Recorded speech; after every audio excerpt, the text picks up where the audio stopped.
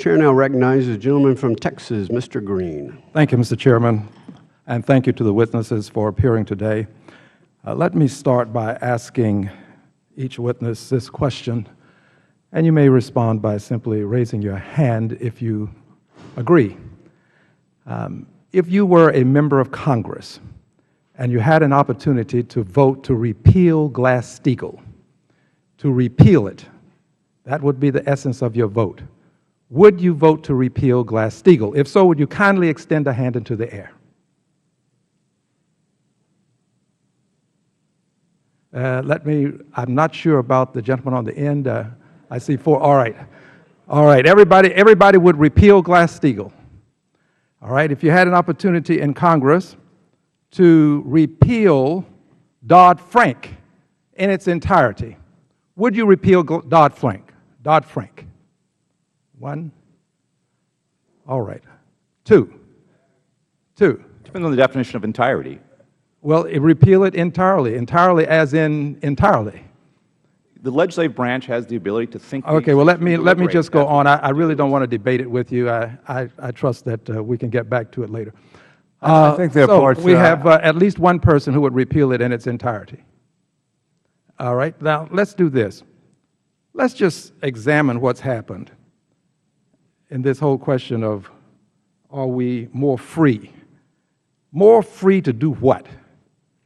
More free to go back to 327s and 228s when you had 2 years of fixed rates and 28 years of variable rates? Same thing with the 327s. Go back to teaser rates that coincided with prepayment penalties so that if you tried to get out of a loan that you were in, you'd have to pay this huge penalty to get out, which most people couldn't do. Go back to no-doc loans, such that people could come in and get a loan and walk away with a monthly payment that they couldn't afford because they didn't have the documentation to acquire the loan. Go back to liar loans when you could literally fabricate a story that wouldn't be validated and get a loan that you couldn't pay.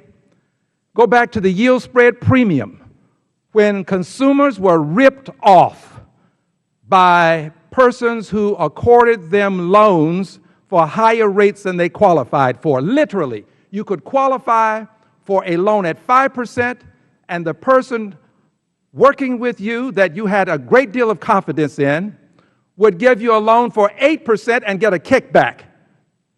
All of that was legal because we allowed it to be legal. So go back to a time when people were free to just rip off the consumer. Just take advantage of consumers. Just do whatever you could to make money off of unsuspecting consumers. Many people don't know that they were ripped off by the yield spread premium. And I use that highly technical term, ripped off, because we need to be clear and concise about this. Consumers are being taken advantage of even today with other products that are out there.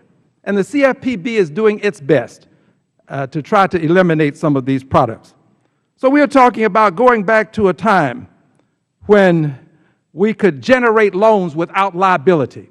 The people who were generating the loans knew that they were going to pass them on to someone else.